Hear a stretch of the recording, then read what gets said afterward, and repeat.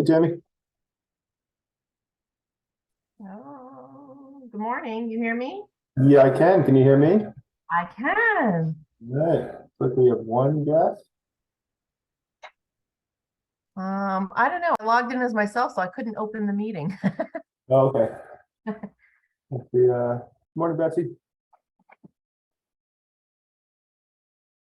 There we go.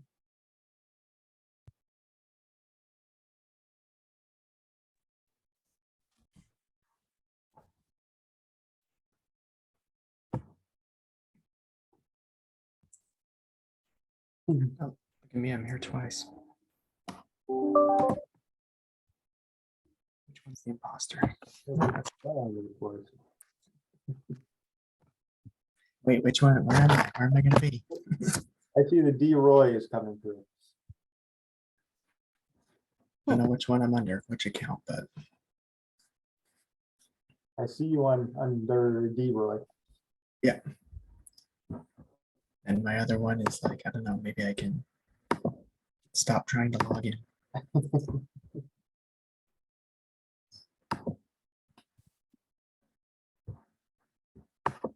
I'll give it another minute or two in case anyone shows up. Morning, Bruce. Morning, Betsy.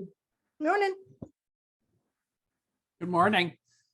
How Betsy are and I actually live across the street from each other. you? Ah, So We can Cindy Lane is overrepresented. No. We could share bandwidth and we could save money. No. Has everyone had their coffee already? I've got my tea in my hand. I had my morning latte and shared it with Mary in Germany. So She's with the family, the kids over there. yes, my youngest daughter lives there, 2 grandchildren, her husband, and her husband unfortunately came down with something. We don't know if it's long COVID, but Mary went over to at least help out for almost 2 months now. She's coming back on Saturday. Oh, wow. Yay. Yay. Morning, Cheryl. Morning, Ken. We're just giving a moment or two to see if anybody else shows up before we jump into it.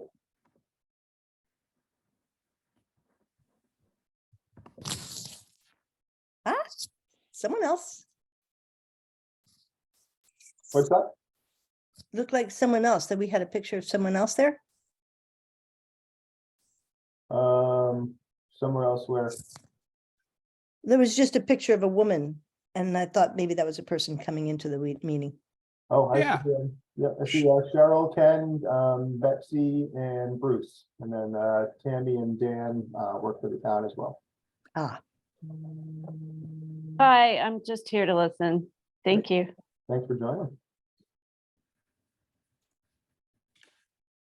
Well, I guess we can kick it off.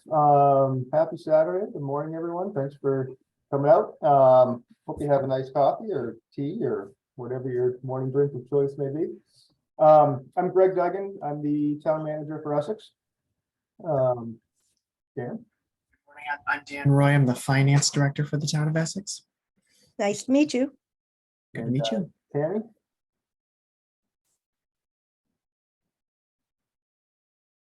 Tammy's got on technical support. I'm sorry. Yeah. Good morning, everybody. Morning. I do communications here, so nice to see you all. And I'm sorry, who are you? Tammy Getchell. Tammy. So Yeah. just since we haven't started yet, have we sent out the packets for Tuesday's meeting for the conservation and trails? I think I've got the agenda up there. I don't think I was given much more for a packet other than the minutes. Betsy, I would Oh. reach out. We have our Kent Johnson was hired and started as the town planner a couple of weeks ago, so he'd be your point person for that. Oh, okay. Okay. Thanks, Tammy. Yep. It's the first time I've seen you in person. No. It isn't? I feel like it is. So thanks for joining us this morning. This is the second one of these coffee chats that we do around the budget. We had another one on Wednesday morning at Uncommon Coffee and wanted to offer another different time and place for folks. So we're in the thick of the budget process right now for fiscal year 2024 that starts on July 1st of next year, 2023. What we've done so far is the process starts out really in September. Department heads start putting together their budget proposals, working on what they're going to need and ask for the coming year. That then went to me and my team, which is Dan and Tammy, also our HR director and assistant manager or deputy manager. We kind of went through, we asked a lot of questions. We took a look at trying to, where we can save some money. My goal going into this was to be able to provide, continue to provide, efficient, cost-effective services. We think the budget that was proposed by the management team does that. We handed it off to the select board back on November 4th. We had an all-day budget day. Department heads were able to come in, present their budgets, select board ask questions. We have had 3 select board meetings since then, just our normal regular meetings, and the budget has been a topic on each of them. So select board is starting to make their adjustments, make their changes, turn it into their budget. Ultimately, the select board will approve the budget and put it before town voters at town meeting in March. And then the residents will get to vote on the budget. We do have some challenges this year that really kind of made budgeting even more difficult than normal to keep costs in check. 3 big things. The first one is, as you may have heard, the Village of Essex Junction has separated from the Town of Essex. When that happened, we lost about 40%, 41% of our tax base. And really the remaining town was kind of is sized, town organization is sized for the remaining town. That was offset, mitigated a little bit. We are sharing police costs with the City of Essex Junction. We're sharing the assessing costs with the City of Essex Junction. So a little bit of mitigating help there. The other big piece was health insurance rates were going up tremendously. They're up 20% for health insurance premiums. And lastly, it's affecting all of us, inflation. That's everything from our contracts, contractual raises to employees, our general supplies, our gas, just across the board, trying to factor in inflation too. So those were the three big things that kind of hit the whole budget. Where we are now with the latest adjustments from the select board, we're looking at a $15.4 million budget. 10.9 million of that is raised by the tax levy. Because our grand list is, so that budget's actually lower than it has been in the past years, because we have, we're taking out some of the costs that were driven by Essex Junction, but because the budget goes down, the grand list goes down more than the budget proportionally, so the tax rate is going up. So more than we're used to. Right now, we're looking at about a 22.5% property tax increase. If there's any consolation to that, it's only on the municipal taxes. It doesn't affect the school taxes. The school taxes make up about 70–75% of your budget. The municipal side is the remaining 25–30% of that. On the average home in Essex, that's assessed at $280,000. That's a total municipal tax bill of $1,892. That's about a $350 increase from last year for the average home. So we know that's significant. We did not take that lightly, but as I said, the goal coming into this was to continue to provide the services the town's used to, and to do so as cost effectively as possible. We do think we've done that, and again, I don't say that lightly, knowing what the tax rate is. Some of the adjustments that we made to try to keep that tax rate in check, we took a really line by line, we went through and we kind of took a look at historical spending. Now the big factors there were stuff like overtime and the highway department. We typically budget quite a bit of overtime, kind of budgeting for the worst case scenario, bad winters, lots of projects that come up unexpectedly. We typically don't hit that amount of overtime. When we don't, that money then goes towards other projects, paving, other type of work. We basically brought that down to historical spending. So we're kind of taking away the buffer. And if there's a bad winter, we're expecting to go over and to spend more than we typically do on overtime, but we're going to get those streets plowed and keep the town passable. So that's just one example. And we're taking away the ability to do some other projects at the end of the year that we might have had money for. Similar concept with the fire department. We took, Dan in particular, took a really close look at what the call volume is for our firefighters, training, and really took a look at the historical average of what to expect for fire. We did factor in a pay raise. They had not had a pay raise for our volunteer fire departments in about 5 years, so we're bringing that up. But by reducing the number of hours we actually expect them to be paid for, there was not, we kept that line in check as well. So not much of an increase there. The other big thing we did was the police department. We budget for the number of officers we would like to have. That would be optimal to have. We hardly ever have that number. We're currently down about 5 officers in the police department. Historically, we end up spending about 80 or 90, no, sorry, not 80 or 90, about 90% of the police budget on staff. So we kept the number of officers that we desire, but we put in a discount rate essentially. So we're going to be funding the police at 90%. Again, if we run into the good problem of actually being able to fully staff our officers, we're looking at potentially spending more there. But we're looking at the historical average and going based on that. So that brought the cost of the budget down as well. So those are some of the big highlights. Happy to try to answer questions and see what's on your mind, but that's the overview of what we're looking at right now.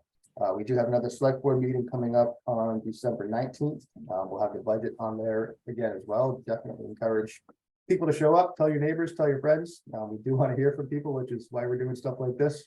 That'll be the next one, and depending on how that goes, the select board I think it's getting close to finalizing your budget. So they might make a few more adjustments then or go forward, and then we'll have at least one public hearing in January. But we're getting close to wrapping up, and do want to hear from people as much as possible. So with that, I'll stop talking and see if there's any questions. Can I get a raise hand? Betsy. Yeah, hi. I kind of went over the budget really quickly, but I was wondering, there was a thing in there, the town's always given money to the Brownell Library. Mhm. We've taken that out, haven't we? We have, yeah, we took that out. There was a fair bit of discussion at the last select board meeting about whether or not to add that back in. I think all departments are really holding off on things they could very well use and benefit from, and the community could benefit from service level, but in the interest of keeping the budget as manageable as possible this year, we held off on a lot of things, the library in particular. And so their collections are not going up much despite those inflationary costs. They could absolutely benefit from more staffing to be open on the weekends, open at nights. They're holding off on that. So at the last select board meeting, the select board discussed whether or not to put some of that $15,000 that usually goes towards Brownell back into the library budget to support some of those things. Our free, Essex Free? To Essex Free, yes. Oh, good. But it would be taking that money that used to go towards Brownell, applying it towards Essex Free Library to see if it could support some of their programs and staffing that they're holding off on. The select board ultimately decided at this point to not do that. If they want to revisit it again next year, maybe looking at about $8,000, since that was the amount that was paid by the town tax base as opposed to the Essex Junction tax base. So that's long answer to your question of correct. We used to send $15,000 to Brownell. That $15,000 is not included in the budget this year for the library. And the second question is, I looked through the different departments and I couldn't find anything, any line item or anything for Conservation and Trails Committee. Mhm. I couldn't find anything. And Yeah. I'm wondering what that is about, because we had talked about getting benches for some of the trails and everything. And that'll cost, it's not gonna cost a lot. I mean, but is there an actual, where does it sit? Where does that committee sit in the budget? I couldn't find it anywhere. Yep, so the Conservation and Trails Committee, like most of our committees, does not have a dedicated line item. If projects come up like benches or trail work or conservation work comes up, the staff person for conservation and trails, Betsy, as you know, is the town planner. That's Kent, who I mentioned earlier. If a project comes up like benches, that proposal would go to the select board, and or looking at the Parks and Rec budget, the community development budget. Those are the budgets that might be able to support conservation and trails types projects, depending on what they are. But there's not a dedicated line item for conservation and trails. Okay, The one conservation, actually two, I guess, there's two conservation related items in the budget. One of them is to fund the conservation reserve fund. We've Yes. done $15,000 a year since that's been created, which was about 4 or 5 years ago. Again, in the interest of looking at a tough budget, that proposal is down to $4,000 this year. I think that the hope is to creep it back up again in coming years, but that has been reduced. The Conservation Reserve Fund, there's a whole policy for it, but it's generally possibly able to be used for supporting conservation projects, like doing a survey or helping landowners who might be willing to donate some land or put some land into conservation. It could also be used to offset legal fees of doing something like that. And if it gets larger or so big enough, it could be used to leverage some additional funding for an outright land conservation project or town acquisition. The other area there's a little bit of conservation money set aside is in the capital fund. We do a little bit of conservation money, but it's really dedicated toward tree replacement. And especially with the Emerald Ash Borer coming in, so putting some money aside each year for that to get through our street tree replacement schedule. okay, thank you very much. You're welcome. Hi, this is Bruce. Hey, Bruce. Yeah, for those who don't know me, my name is Bruce Post. I live across from Betsy on 1 Cindy Lane. And I used to be on the select board 2009, 2012. Bit of trivia. Do you know why we spent $15,000 a year on the Brownell? You asking me or the group? Anybody? Maybe Betsy. The story I got was the library used to be where Public Works offices are, where Dennis's office used to be. And then they renovated the building that the Essex Free now occupies. But they had to do things with their stock of books, and evidently I was told Brownell took it in and charged us $15,000 a year for that purpose. And then once we were in the new building, well, they wanted to make sure that $15,000 was cemented in.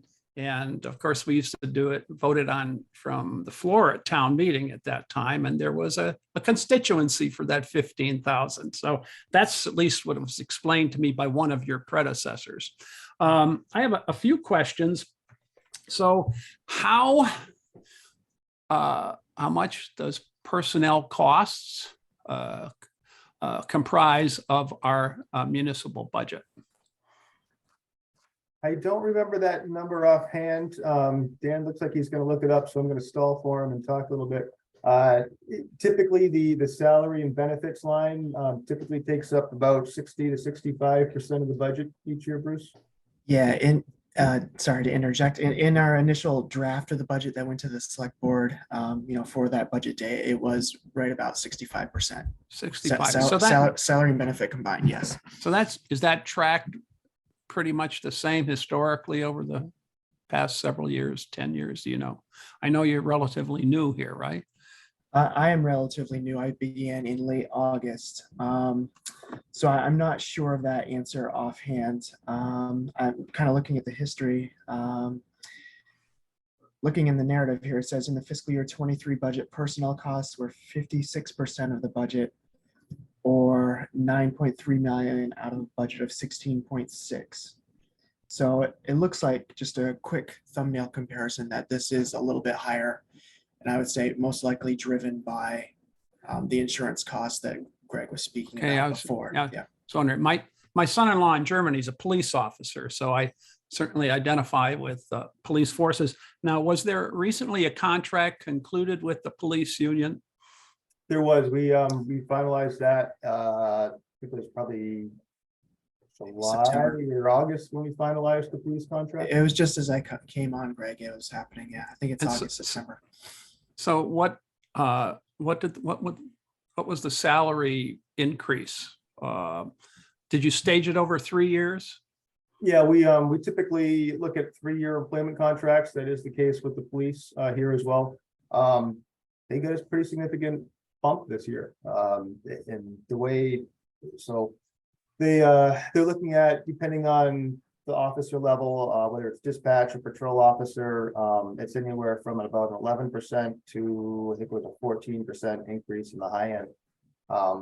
Again, we know that's high. They were also vastly underpaid compared to their predecessors, or not predecessors, compared to their colleagues in other departments. Part of what we took a look at and what we want to do is we want to be competitive. We want to be able to retain our officers. So whether it's all of our contracts, whether it's the police or AFSCME, which covers our highway, public works folks and office folks, we take a close look at what other comparable towns in the area are paying. We want to be competitive with that. We were well behind in our police contracts compared to most of our, if not all of our nearby communities. So we negotiated and that's the market rate. So we're And not does setting the market, we're not driving the market, but we are competitive with the market. Does that include the step? Is there a step increase every Exactly. year That's, for per?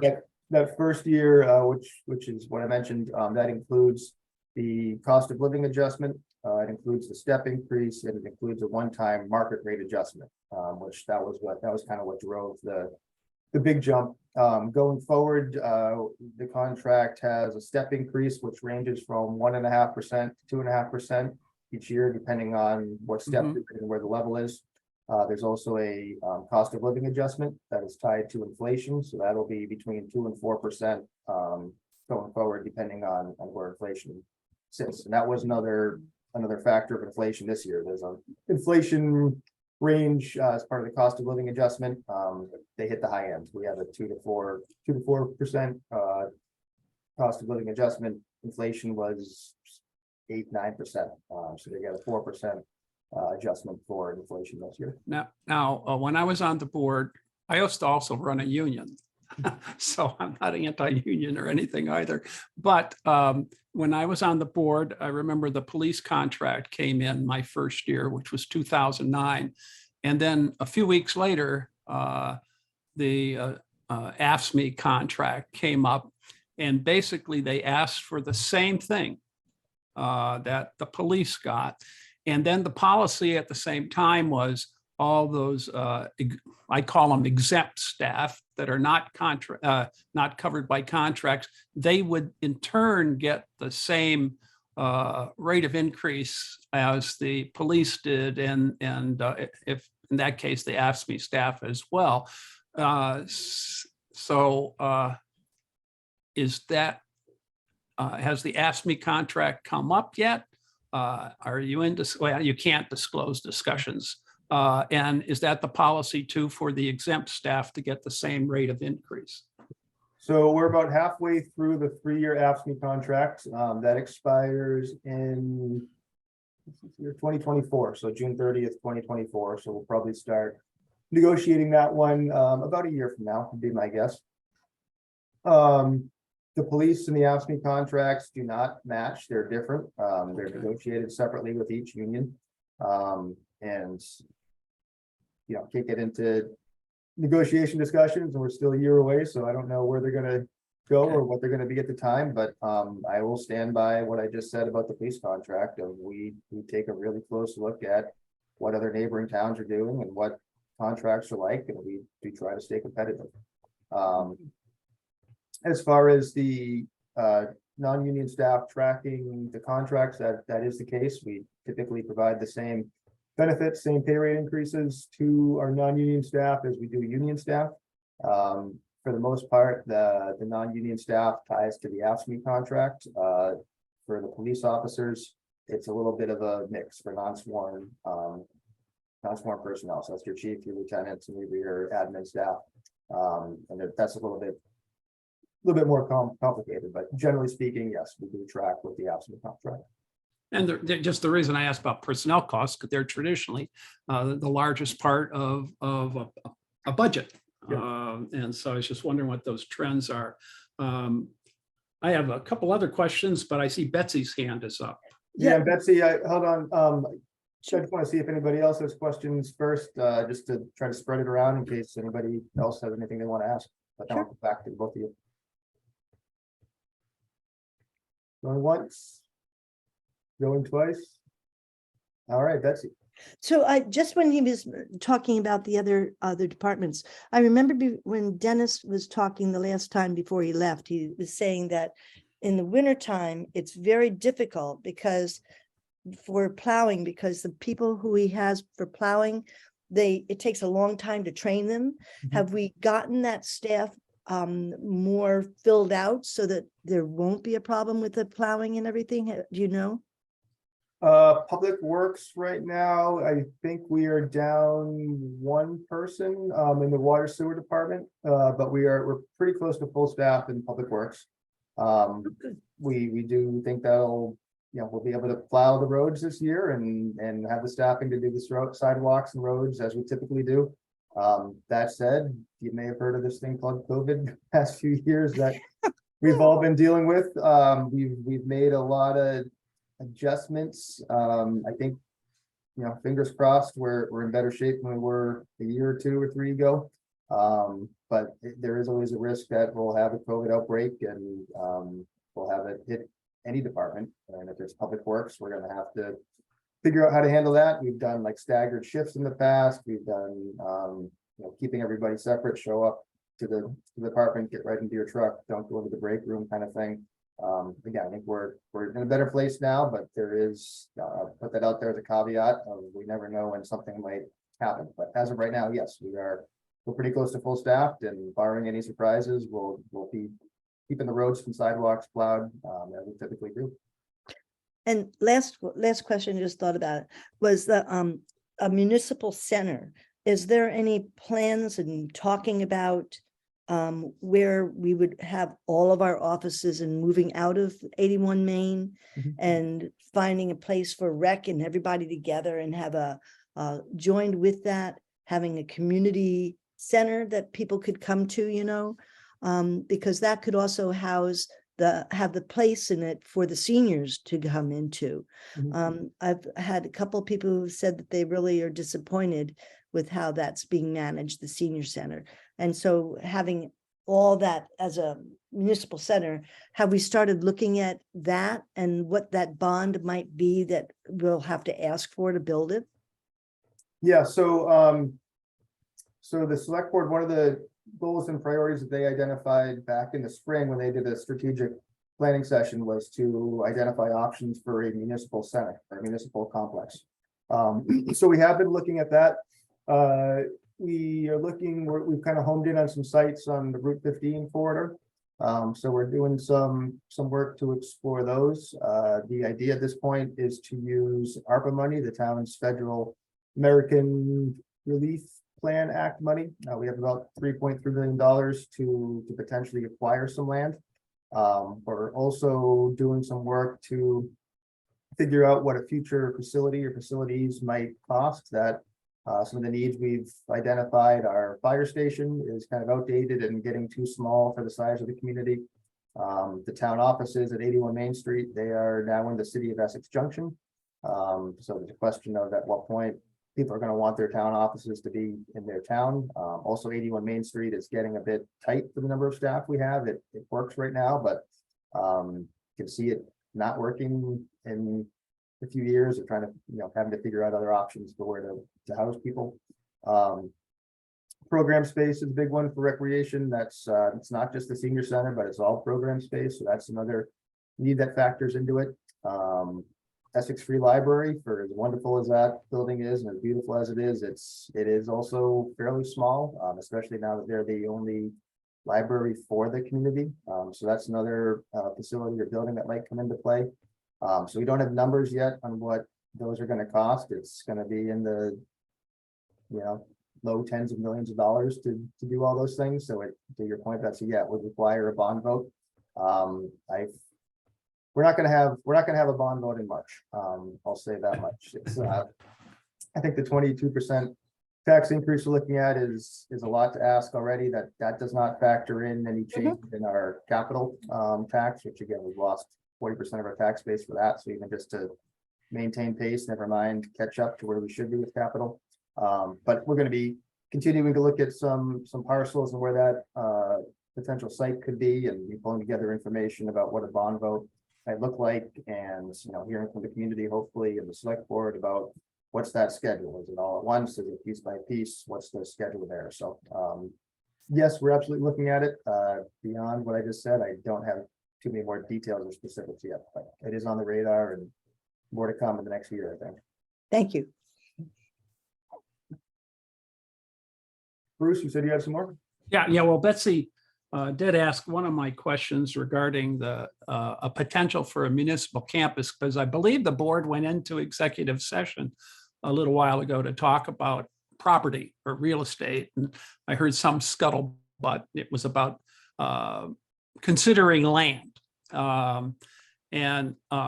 Would we be making this is the kind of stuff that is legitimately under executive session. So I don't want to ask much about it, but I mean, there are all sorts of considerations. You can purchase an option, you can buy the land outright without having a plan for buildings.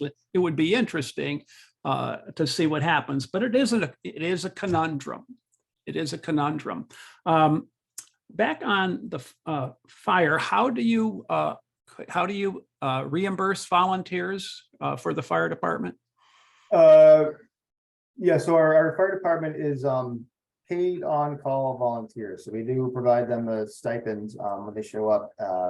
They are paid for responding to calls. They used to be paid for training as well as part of the consolidation alignment with Essex Junction. We shifted some of that.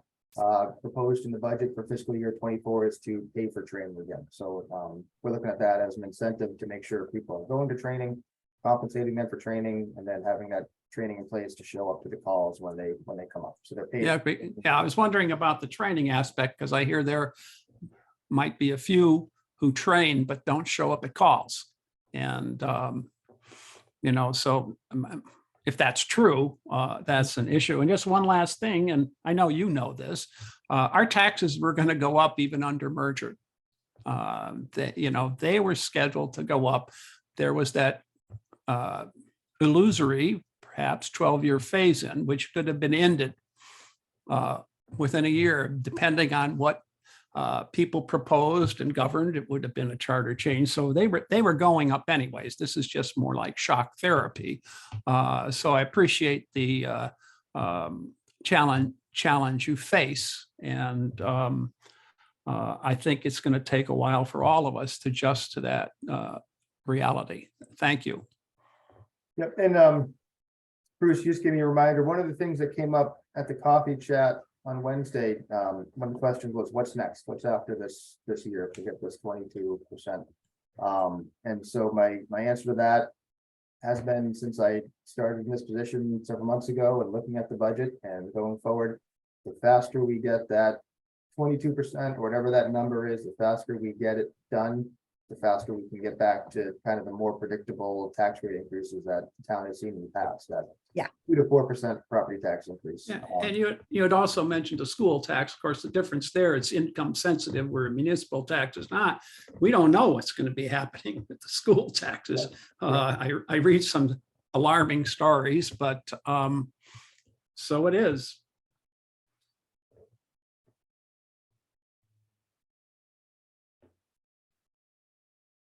Tricia, Ken, Cheryl, anybody else have questions, thoughts? I'll jump in if there's nobody else. Sure. So for the first time ever, I went to the teen center in the city the other day. I was like, I had no idea what they have there. It's extremely lovely space and it's pretty impressive. Do we support the teen center in any way, shape or form? And do any of our residents benefit from it? I'm glad Tammy's here. So the town, I'm gonna get to your answer or get to your question. Every year the town provides 1% of the budget to human services funding. Where different agencies, organizations in the area can apply for funding.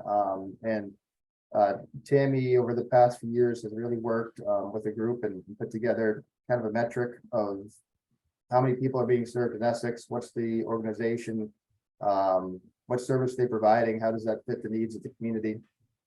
And I'm probably vastly oversimplifying what the amount of work that Tammy does and puts into it. I think for many years, that human services funding has supported CHIPS. That's the teen center that Ken's speaking about. I don't remember offhand exactly how much they've gotten each year, but we have gone and supported them.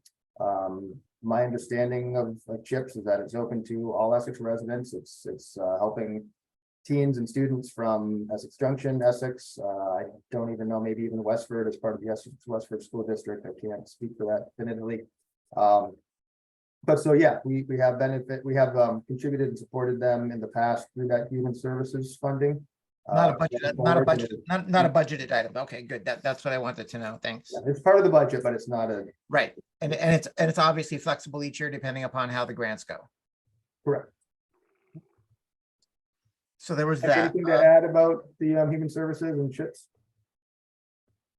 I can just say that they do apply since I've been here. They apply every year, and they've typically it's been between $7,000 and $12,000 that they've asked for. But this past year they asked for the max, which was 25, and they got that 25,000. So they also have to ask for it, but because they support Essex residents directly, and a lot of them, they score very high in our process, which is aimed at funding those organizations that support Essex residents the most.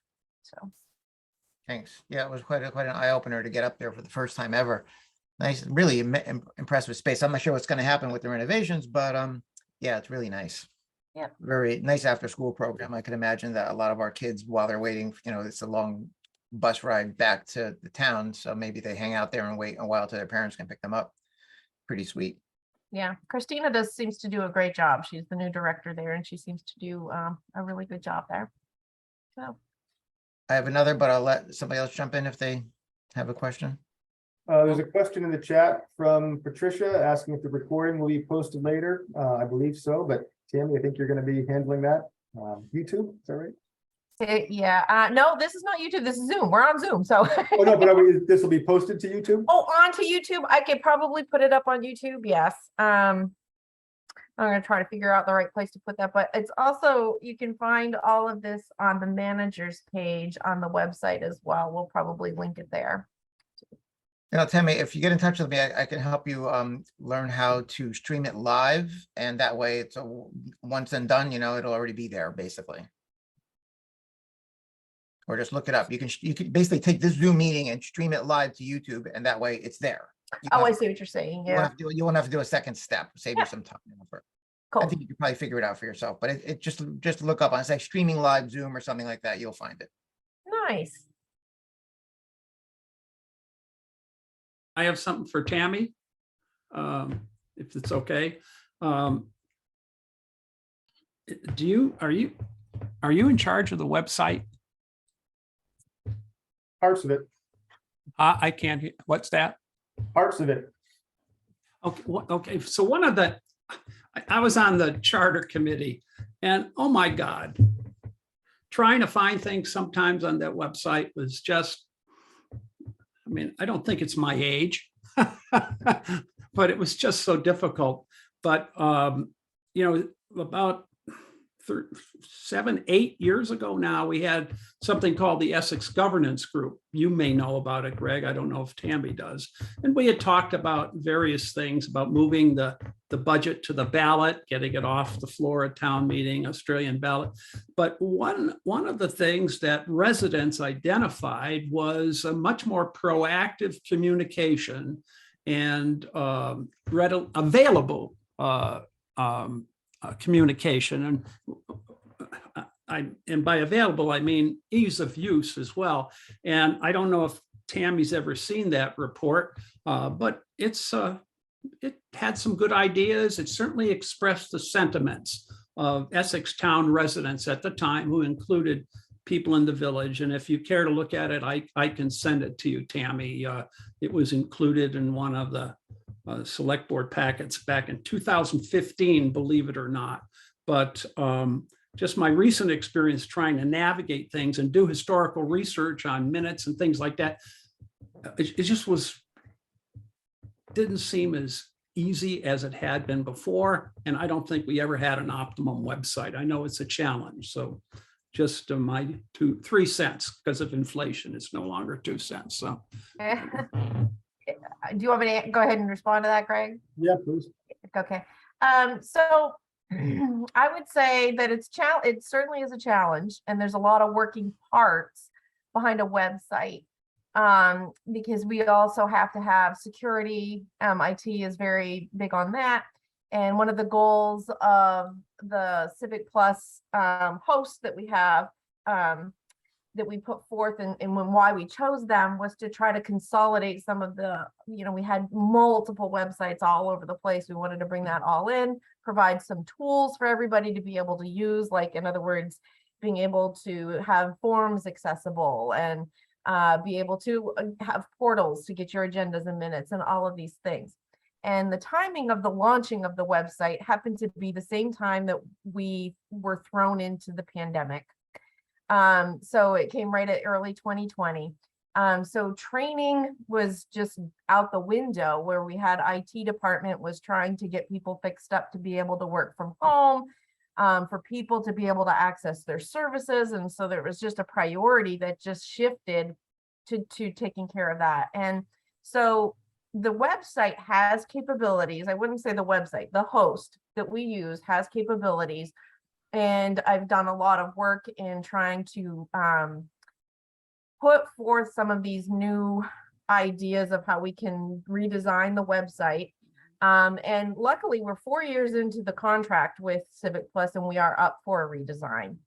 So that's the good news, because I think we just had this before the select board on Monday, and we're gonna try to have a committee come together. I'm working with our departments and trying to find out what is it that you want to have on the website. What do you want to make accessible?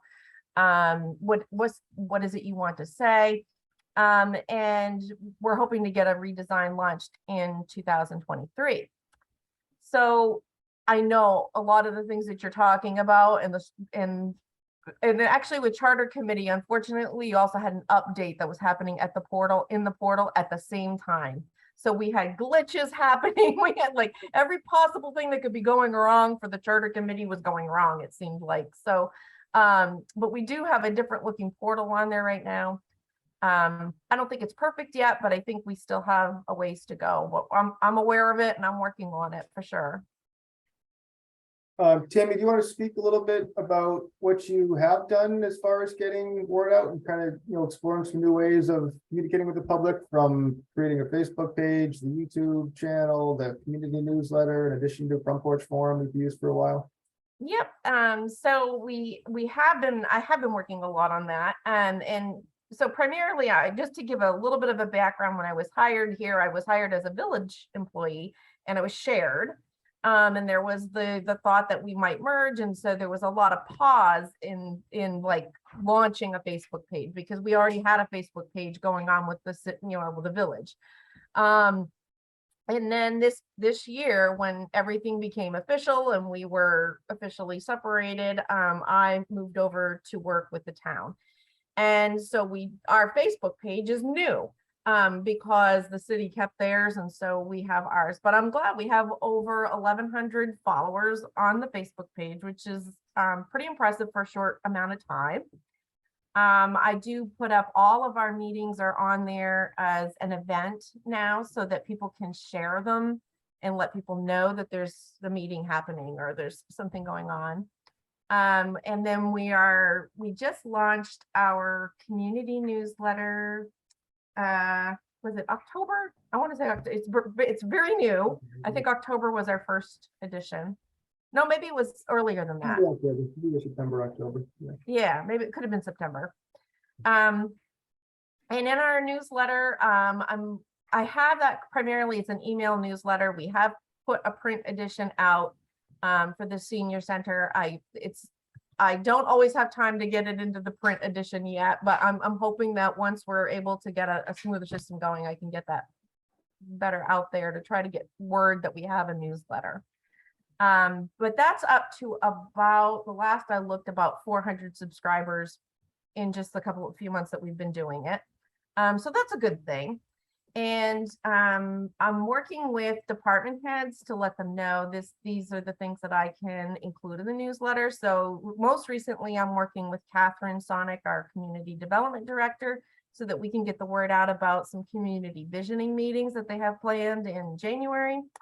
I just kind of started a new page for the town plan. And so hopefully we'll be connecting with people and getting the word out that we want to start the work on that. Yeah, Front Porch Forum, we had to extrapolate that away from the village, and now we have our staff all set with our neighborhoods, and they have all been armed with being able to post on Front Porch Forum.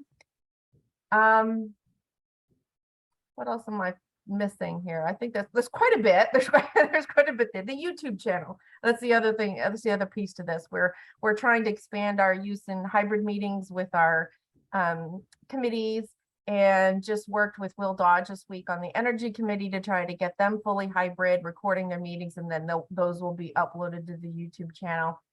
So our subscribers are very slowly trickling in on that, but we're getting that every time we hold like a town coffee talks. We get a few more subscribers to our YouTube channel. So and getting Kent Johnson, our new planner, on board is going to be an important part of that, because he does support a lot of the committee work that we're doing, and he would be helpful in getting all of these meetings accessible to people. So there are a lot of conversations happening, and the way I see it is that the town is just really officially on its own and being able to think about this branding process and this communication process and this engagement process for the first time, without having to be thinking that, okay, and if we merge, there was always that hanging there. And now that we don't have to have that conversation anymore, we can concentrate and focus on what the community of Essex wants to see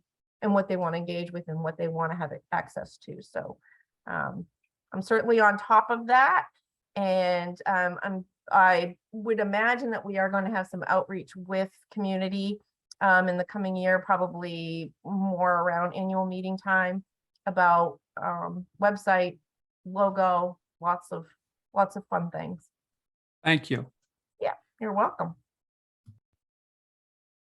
Cheryl had a question in the chat, thinking of inputs and outputs of our town budget. I heard you say municipal taxes are the input and that a number of departments are in need of more funding. I'm wondering, are there any possible sources of funding that we could tap into? I am unsure what public works needs qualify for setting up a bond. Are we currently seeking other sources such as federal dollars? Cheryl, yes, we are always looking for additional sources of revenue. Grants are huge, and as you suspect, and particularly in the public works realm, whether that's paving grants that are offered through the state and the feds.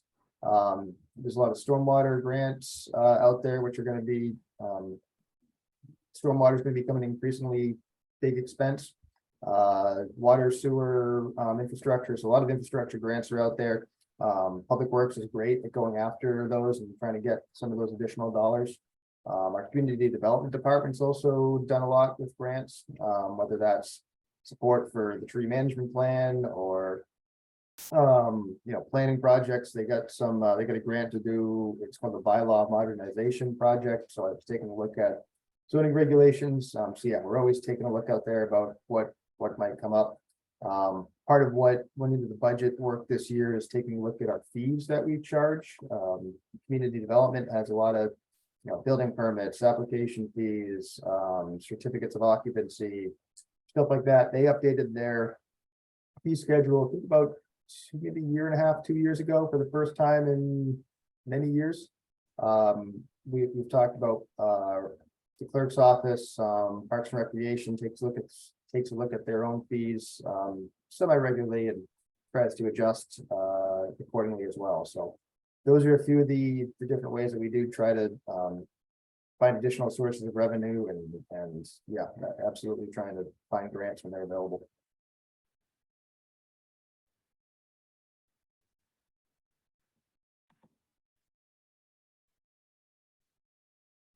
Anybody else have any questions?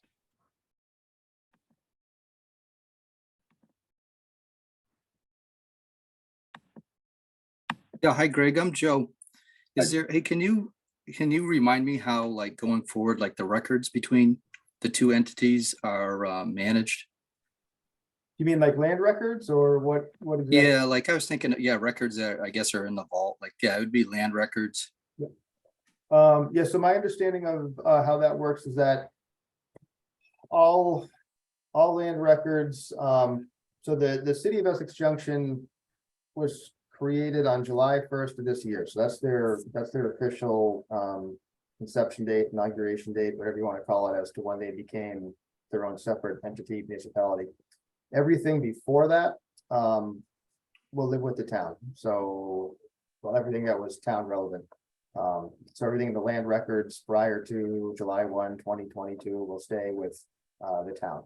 I believe when you do like a title search or property search for a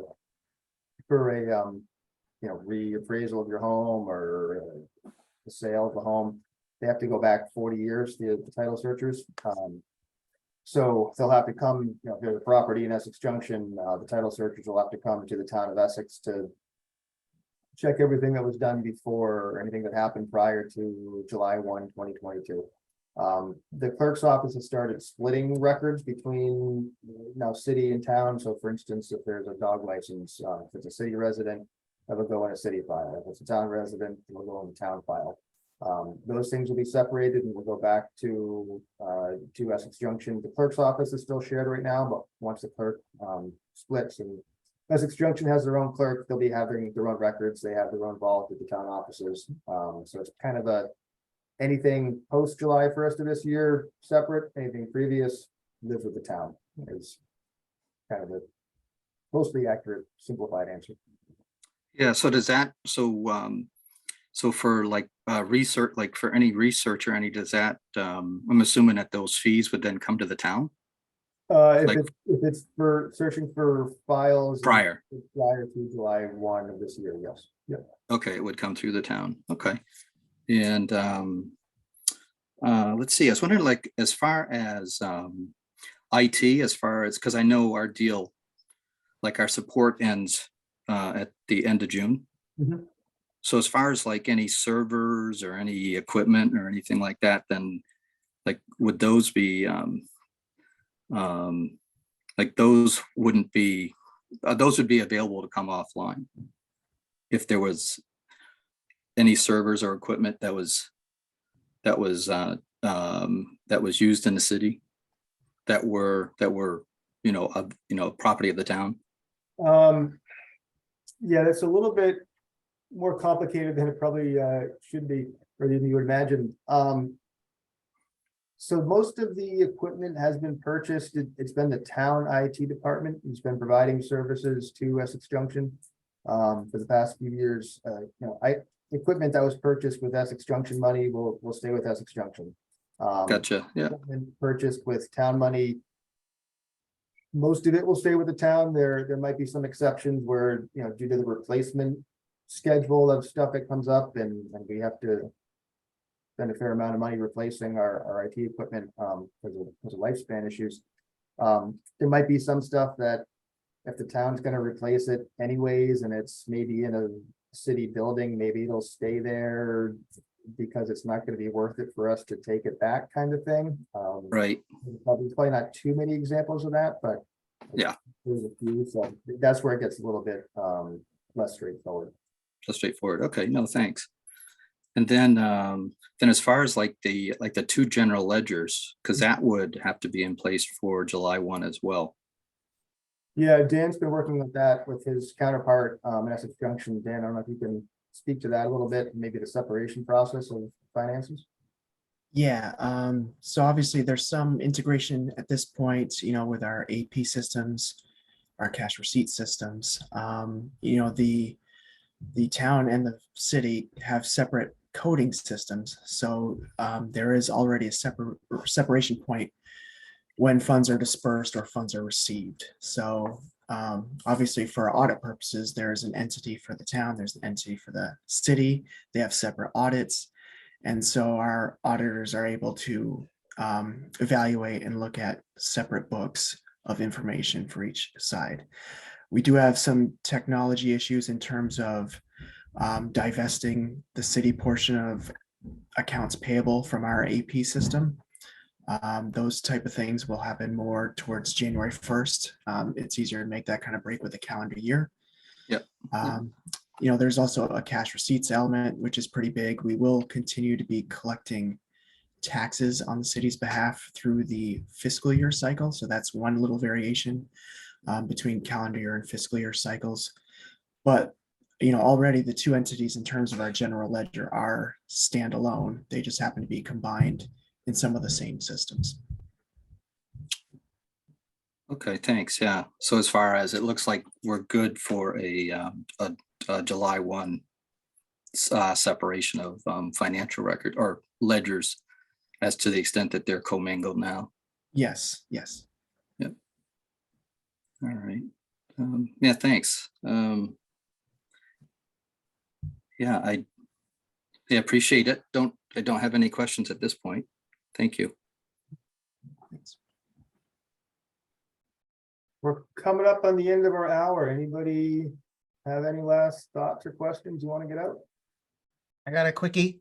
Sure. Do we have separate checking accounts yet? So my understanding, we do not have them yet. My understanding, so our bank is Community Bank. The city has set up accounts with Community Bank. We have not transferred any money to those accounts. So in terms of cash on hand, it's still all under the town accounts right now. And the village has labeled accounts within that structure to segregate cash amounts. Those type of transfers will happen probably within the next December, January timeframe as the functions of AP get set up, and they will have their own distinct checking account for their own AP functions. So those type of things are in process, Ken.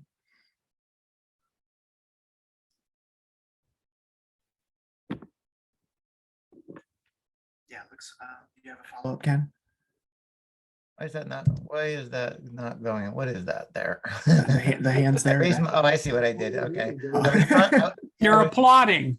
I was trying to clap. Yeah, I don't know how this stupid thing works. Yeah, and the biggest challenge is really making sure the city has the Yeah, I just infrastructure. wondered. I knew we had a joint account. I just wondered Yeah. when that was going to happen. Yeah, either end of the calendar year, I suppose, or fiscal year makes sense. I get it. Yeah, we're trying to do things at the end of the calendar year, especially in terms of kind of AP functions. So that'll be one of the initial splits. And, it's just making sure that they have the technology in place to receive all the information and the accounts that they need to set up in hand.